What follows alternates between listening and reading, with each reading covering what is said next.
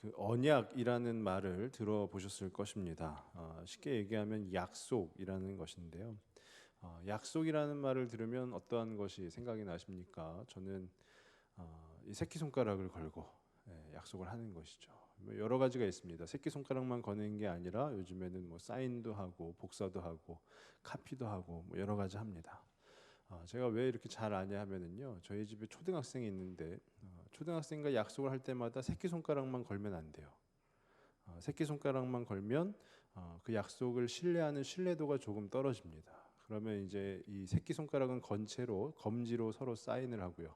그리고 바닥과 바닥을 비비면서 복사를 하고, 또 이제는 더 하나 나아가서 양손을 맞대어서 코팅까지 합니다. 그렇게 해야 약속에 대해서 신뢰를 할 수 있다라는 것이죠. 제가 처음 이제 아빠가 되었을 때 스스로 결심한 것이 하나 있습니다. 그게 뭐냐면 자녀와의 약속을 꼭 지키자라는 것이었어요.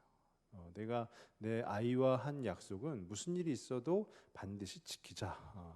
왜 그런 생각을 했냐 하면은요, 제 어렸을 적을 생각해 보면 그러지 못했기 때문에 제가 상심했던 기억들이 좀 있더라고요. 그러니까 부모님과 약속을 했었다가 약속이 깨어지면서 상심했던 기억들이, 그래서 가능한 자녀들과 한 약속은 반드시 지키자라는 그런 스스로 결심을 했었습니다. 그런데 가능한 지키려고 노력은 하지만 부득이하게 못 지키게 되는 경우가 있습니다. 그럴 때는 미안하기도 하죠. 그런데 그 약속을 절대 깨트리지 아니하는 아버지가 한 분 계십니다. 그분이 누군지 잘 아시죠? 우리 하나님 아버지십니다. 우리 하나님 아버지께서는요, 창세기에서 아브라함과 처음으로 약속을 하시죠. 아브라함과 언약을 맺으십니다. 그 후에 이스라엘의 역사를 통해서 우리는 하나님이 그 약속을 어떻게 이루어 가시는지를 볼 수가 있습니다. 물론 그 안에 우여곡절은 있어도 하나님께서 그 약속을 어기신 적은 없다라는 것이에요.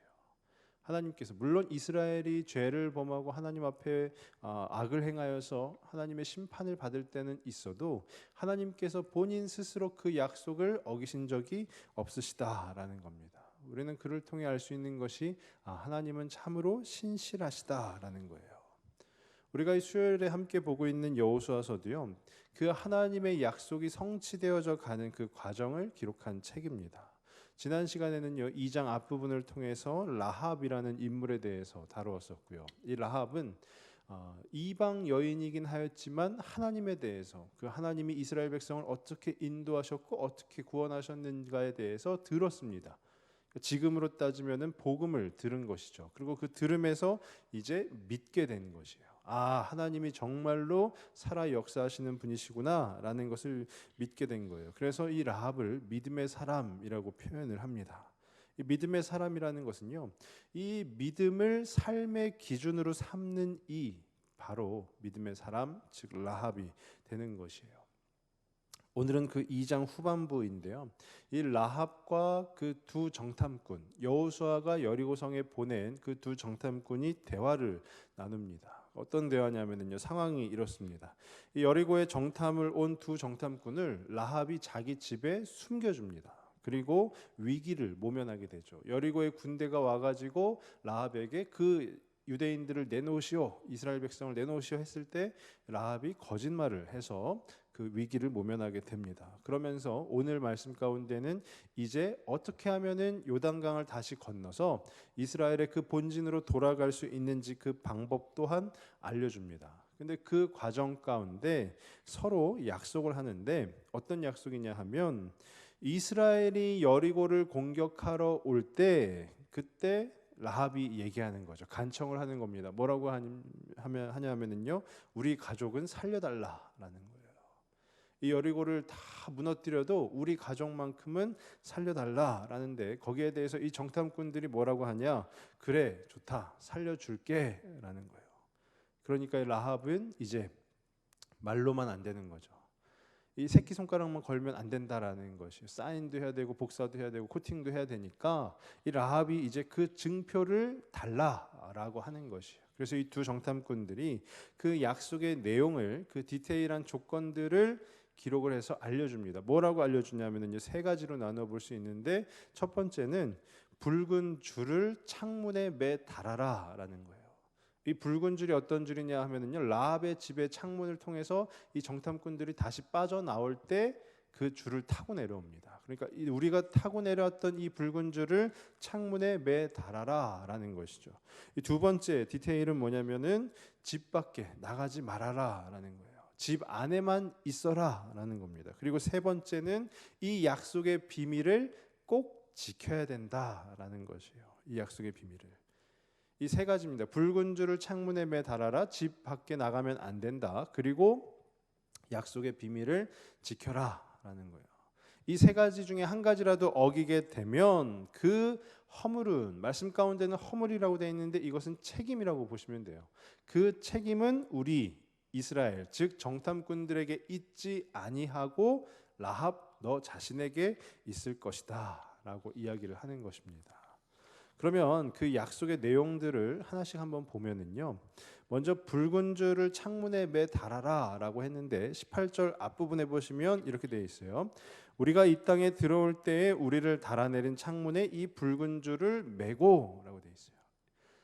이 정탐꾼들이 얘기하는 시점은 언제죠? 이 땅에 다시 돌아올 때에, 즉 이스라엘 백성들이 여리고성을 치기 위해서 그 본진을 갖추어서 공격을 해올 때에, 그때에 그 창문에 붉은 줄을 매 달아라라는 거예요.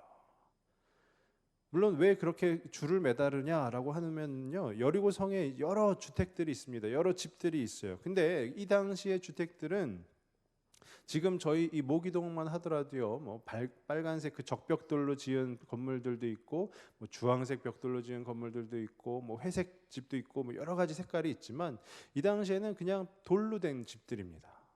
그러니까 어떻게 보면 밖에서 보면 이 집이 저 집 같고 저 집이 이 집 같은 거예요. 다 비슷비슷하게 생긴 거예요. 그러니까 이 정탐꾼들이 다시 돌아왔을 때, 전쟁을 치를 때 아니겠습니까?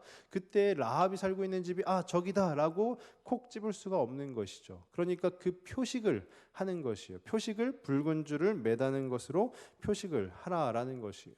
창문에 붉은 줄을 매달았으면 유일무이하게 그 집이 바로 이 기생 라합의 집이다라는 거예요. 근데 이 부분을 가만히 보면 성경의 어떤 부분과 굉장히 유사합니다. 어떤 부분이냐 하면은요, 출애굽기에 보면 유월절이 나오죠. 유월절이 뭐죠? 그 히브리 백성들의 그 집에 문설주와 인방에 어린 양의 피를 바르라라는 거예요.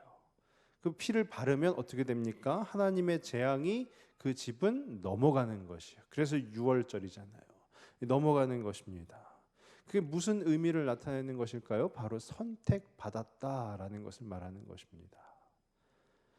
이제 이스라엘 백성들이 곧 있으면 여리고성을 치러 갈 겁니다. 그때에 라합의 집의 창문에 붉은 줄을 매달았다라는 것은 무엇을 뜻하는 걸까요? 라합의 입장에서 보면은 우리 집 여기 있습니다도 물론 될 수 있겠지만, 하나님의 관점에서 보면 하나님께 선택받은 것을 나타내는 것이에요. 이스라엘이 여리고성을 칠 때 그 구원받는, 그 살아남을 받는 가장 기본이 되는 것, 그 붉은 줄이 바로 선택받음의 증표라는 것이에요.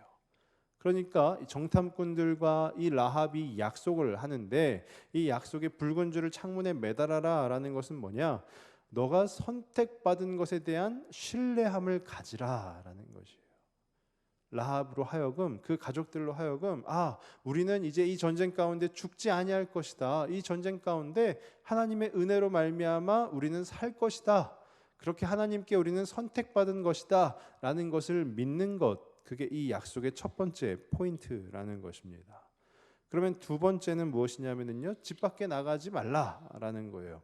18절 뒷부분, 아까 읽은 후에 뒷부분에 보시면 내 부모와 형제와 내 아버지의 가족을 다 내 집에 모으라라는 거죠. 그러니까 라합을 통해서 가족을 이룬 그 살아나고자 하는 이들을 그 한 집에 다 모으라라는 거예요. 우리 옆집에는 우리 아버지가 사시고요, 이쪽 집에는, 이 뒷집에는 우리 삼촌네가 살고요, 그렇게 따질 게 아니라 그냥 라합 집, 그 붉은 줄이 매달린, 즉 선택받은 그 집 안에 모든 식구들이 다 모으라라는 것이에요. 근데 그 모은 후에 어떻게 되냐면은요. 19절 말씀해 보시면 19절입니다. 누구든지 내 진문을 나가서 거리로 가면 그의 피가 그의 머리로 돌아갈 것이요 우리는 허물이 없으리라. 그러나 누구든지 너와 함께 집에 있는 자에게 손을 대면 그의 피는 우리의 머리로 돌아오려니와 라고 돼 있어요. 이게 무슨 얘기냐면은요. 그 라합의 가족들이 그 붉은 줄을 매달은 라합의 집 안에 있으면, 밖에 나가지 아니하고 집 안에 있으면 다 산다라는 거예요. 집 안에, 밖에 나갔다가 변고를 당하면 그것은 우리의 책임이 아니다라는 것이에요. 근데 집 안에 있었는데도 변고를 당하면 그 책임은 우리가 지겠다라는 거예요. 이것을 어떻게 볼 수 있냐면요, 라합의 직업이 무엇입니까? 기생이죠, 기생. 기생은 쉽게 생각하시면 유흥업에 종사하는 인물입니다. 그러니까 라합, 그 당시에 뭐 어떤 가족 그 개념으로 보았을 때 가족이라 하여서 별반 다르지 않다라는 것이에요. 이게 무슨 얘기냐면 가족 중에 기생이 있으면 그 가족들이 함께 힘을 모아서 기방을 운영한다든지 뭐 이렇다라는 것이죠. 가족 중에 어떤 기생이 있는데 그 다른 가족은 무슨 뭐 왕궁에서 일을 하고 이런 개념이 아니라 다 비슷비슷한 그 처지에 놓인 사람들이 바로 그 한 가족이 된다라는 것이에요.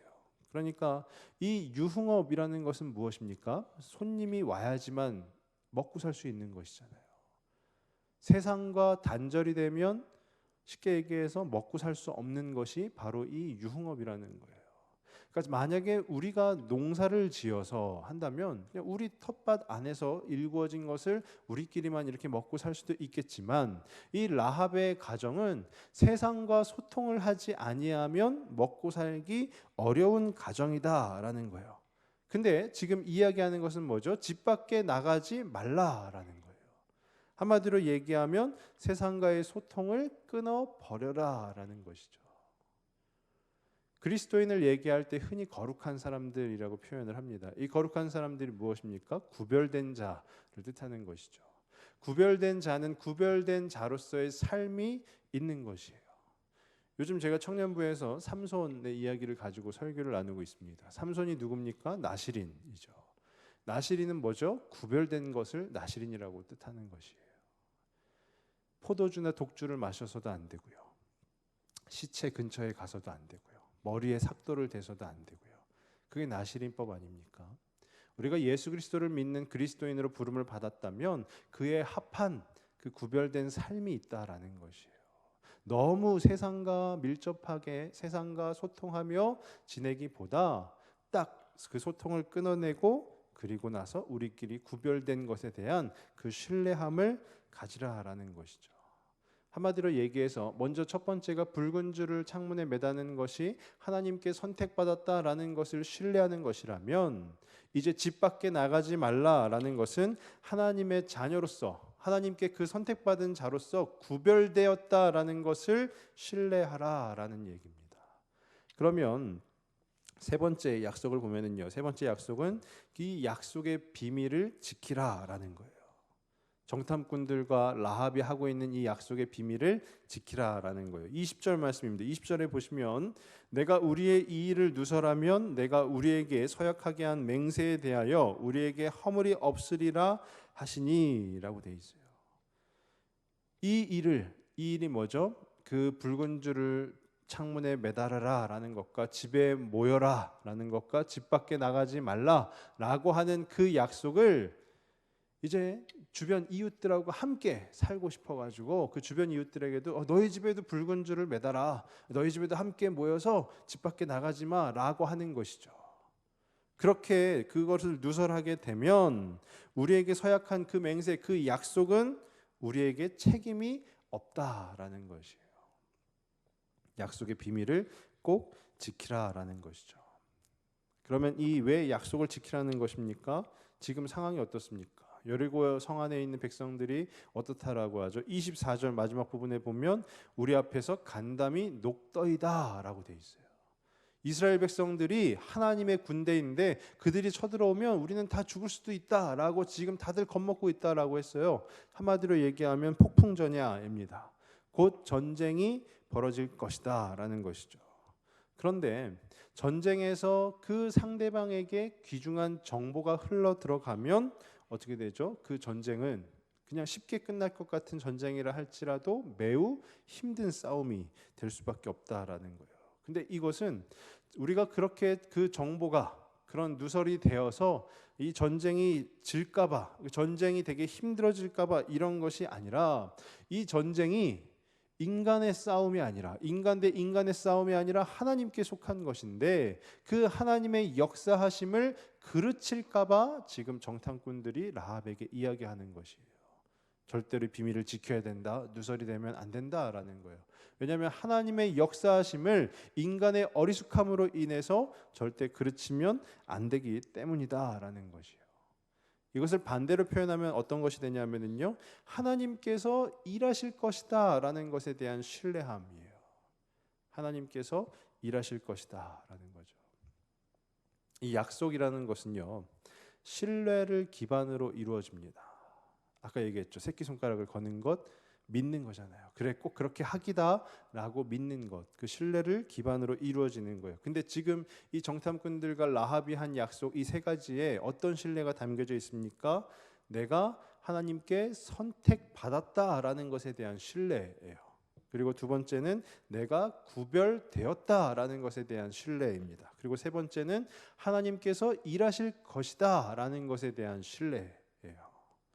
그런데 이 약속을 이 라합과 정탐꾼들은 그냥 단순한 약속으로 이렇게 생각하는 것이 아니라 서로 간에 굉장히 중요하게 생각을 합니다. 라합도 그러고 정탐꾼도 그러고 약속을 매우 중요하게 생각을 합니다. 먼저 라합의 입장에서 한번 생각을 해보면요, 약속을 굉장히 신뢰합니다. 왜 그러냐면요, 21절 말씀에 바로 줄을 매달아 놓습니다. 근데 정탐꾼들이 처음에 얘기한 것은 언제죠? 우리가 다시 돌아올 때에예요. 정탐꾼들은 아직 그 정탐한 내용을 다시 이스라엘 그 여호수아에게 가서 보고도 하지 않은 상태입니다. 다시 요단강을 건너서 이스라엘 본진으로 가서요, 거기서 여호수아에게 다 보고를 하고 그 다음에 작전을 계획을 다시 짜가지고 그 다음에 넘어와서 전쟁이 이루어져야 돼요. 그게 당장 내일 모레가 아니다라는 것이에요. 몇 날 며칠이 걸릴지 모르는 상황인데, 우리가 다시 돌아올 때 그 붉은 줄을 매달아라 라고 표현을 했음에도 불구하고 라합은 그 정탐꾼들이 가자마자 어떻게 해요? 창문에 붉은 줄을 매달아 놓았다라는 것이에요. 이것을 통해서 알 수 있는 것이 무엇입니까? 줄만 매달아 놓았을까요? 첫 번째 약속, 줄을 매달았죠. 그러면 두 번째 약속, 가족들을 다 모이게 했을 거예요. 그리고 우리가 하나님께서 이 여리고성을 치실 때까지 이 집안에 꽁꽁 있어야 된다라고 했을 것입니다. 이것을 한마디로 표현하면 뭘까요? 생업을 포기한 거예요. 세상 그 삶의 터전을 다 포기한 겁니다. 라합에게는요, 이 약속이 엄청 중요한 거예요. 그러니까 자기의 생업을 포기하고 삶의 터전을 포기하고 오직 하나님을 바라면서 그 약속을 의지하여 기다리는 것입니다. 어쩌면 우리가 2장 앞부분에서도 보았지만 라합은 지금 여기에 모든 것을 걸었습니다. 뭘 걸었냐면요, 적군을 숨겨준 거예요. 그리고 거짓 증언을 했습니다. 만약에 이게 발각이 되면 어떻게 될까요? 그 당시에 그냥 처형이겠죠. 처형. 자기의 모든 것을 걸고 하나님의 일하실 것을 기대하며 이 약속을 의지하고 있는 것입니다. 그러니까 정탐꾼들이 우리가 다시 돌아올 때에 그 붉은 줄을 매달아라 라고 했음에도 불구하고 그 정탐꾼들이 돌아가자마자 붉은 줄을 매달고요, 그 다음에 가족들을 모이게 하고 이제 우리가 여기서 하나님이 하실 일을 기대합시다 라고 이야기를 하는 것이에요. 그럼 또 반대로 정탐꾼들의 입장에서 보면 정탐꾼들 입장에서도 이 약속이 매우 중요합니다. 왜 알 수 있냐면요, 정탐꾼의 역할이 무엇입니까? 군대로 치면은요, 어떻게 보면은 뭐 중요한 인물이긴 하지만 장군이 정탐을 하러 가는 경우는 없습니다. 다 아랫사람, 즉 밑에 있는 부하들을 보내는 거예요. 이 말이 뭐냐면요, 정탐꾼이 가서 무언가를 결정을 할 수 있을까요? 없을까요? 결정을 못 한다라는 거예요. 정탐꾼의 역할은 가서 적진을 살펴보고 그 본 그대로 본진에 와서 그것을 보고하는 게 정탐꾼의 역할이다라는 거예요. 근데 라합은 너희가 다시 돌아올 때 우리 식구들을 살려주세요 라고 했을 때 오케이 살려줄게라고 본인들이 다 결정을 해버렸어요. 상식적으로 생각한다면 그러면 우리를 숨겨주고 우리를 위해서 거짓 증언을 해준 것은 너무 고맙지만 내 위치에서는 내가 무언가 결정을 할 수가 없습니다. 그러니까 내가 본진에 가서 한번 우리 여호수아 그 대장에게 한번 물어보겠습니다. 이렇게 해서 이 사람이 살려달라는데 과연 어떻게 해야 될까요? 그러니까 나중에 우리가 돌아왔을 때 당신네들을 살려줄 것인지 아니면 그냥 같이 할 것인지 그것에 대해서 한번 고민을 해보겠습니다라고 이야기하는 게 상식적으로 맞다라는 것이에요. 근데 이 정탐꾼들은 본인들이 결정을 한 거죠.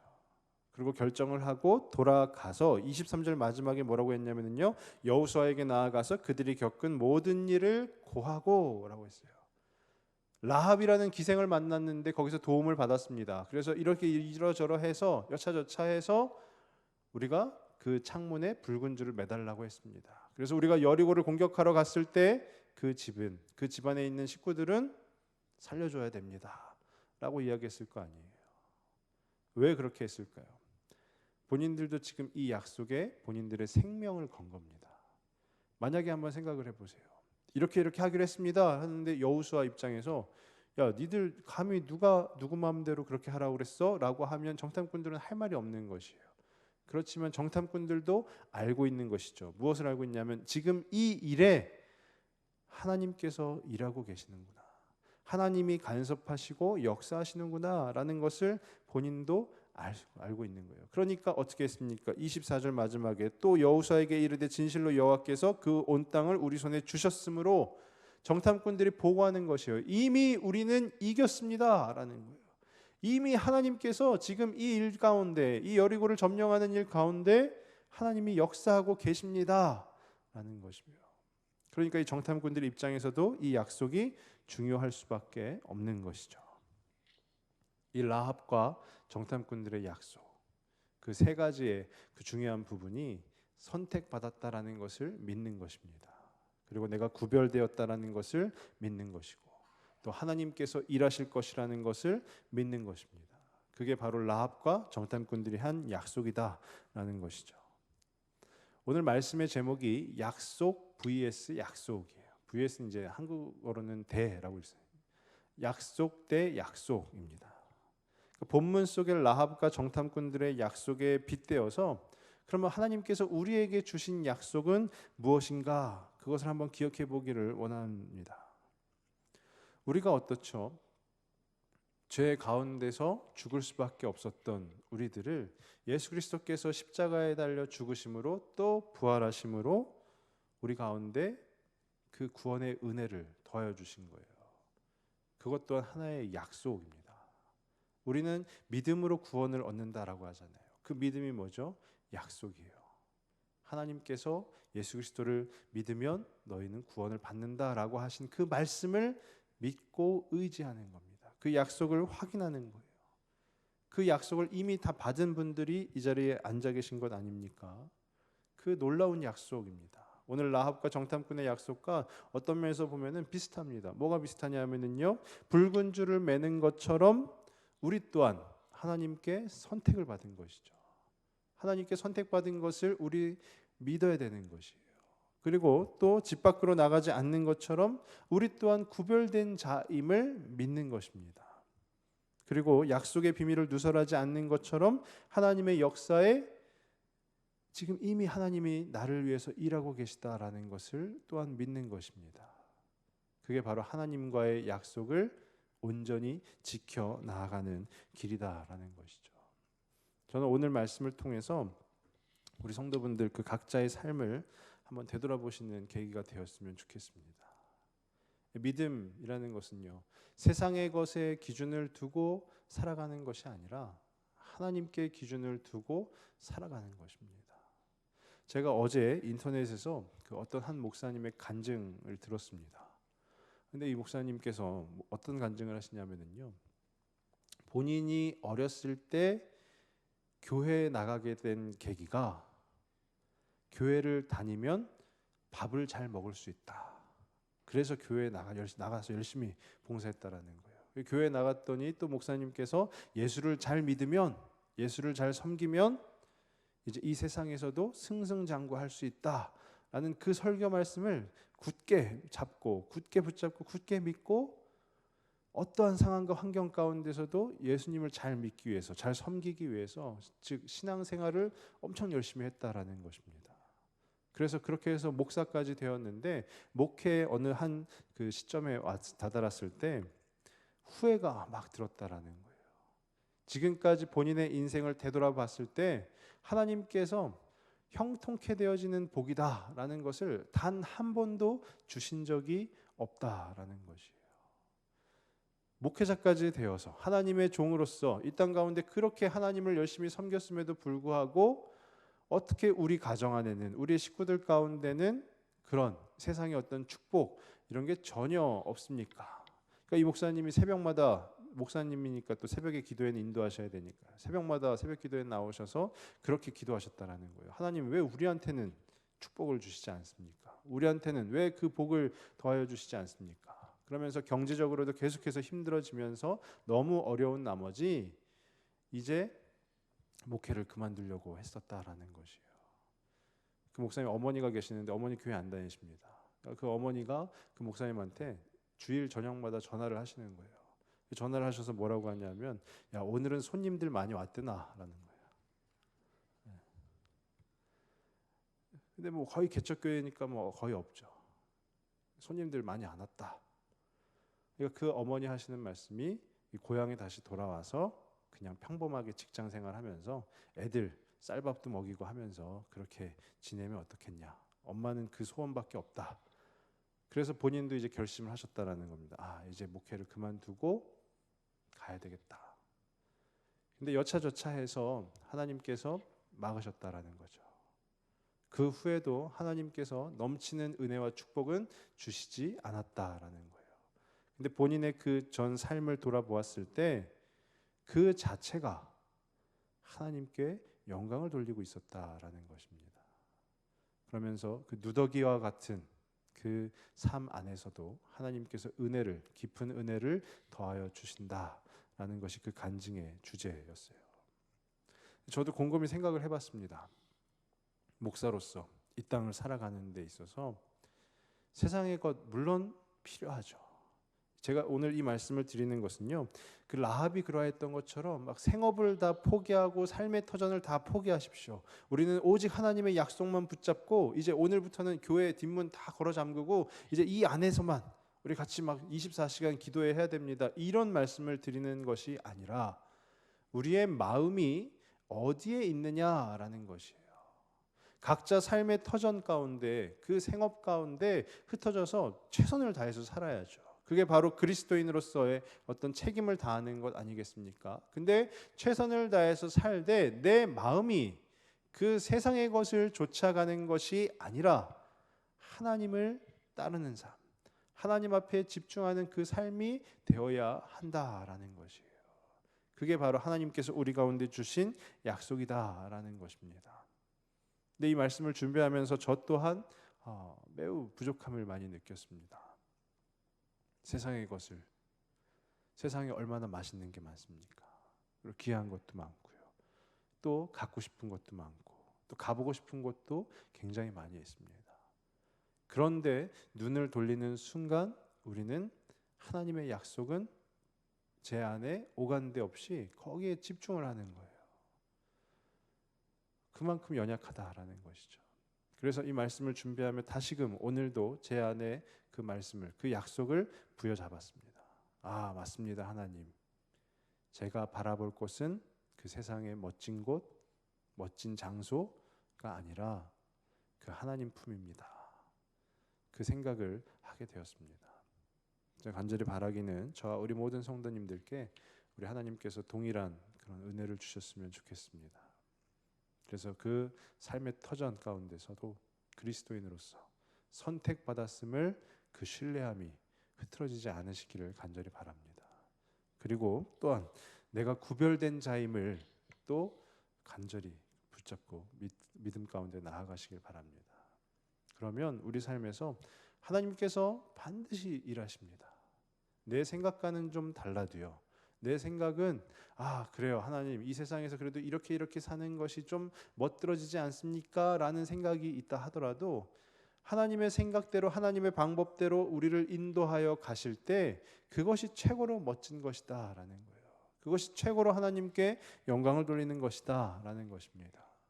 그래서 그 하나님이 우리 삶에서 일하시는 것을 기대하시고 또 소망하시면서 그렇게 주님과 함께 동행하시는 저 우리 모든 성도님들 다 되시길 주님의 이름으로 축원합니다. 기도하겠습니다.